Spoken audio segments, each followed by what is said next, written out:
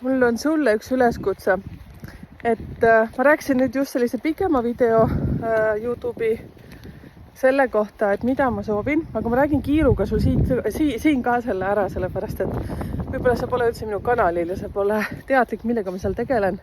Eks numeroloogia on see, millega ma tegelen ja edukuse koodi üleskutse on siis selline, et kui sa tahad teada oma tugevused ja plussid, mis on sinu sünnipäeval sisse kirjutatud, ehk siis ma vajan selliseid vabatahtlikke ja julgeid, kes võiks ennast üles anda, kirjutada mulle numbrite@gmail ja siis kirjutada oma sünnipäeva, kuu ja aasta ja nii edasi. Mine kuule seal YouTube'is, mis ma räägin siis, mida sa tegema peaksid.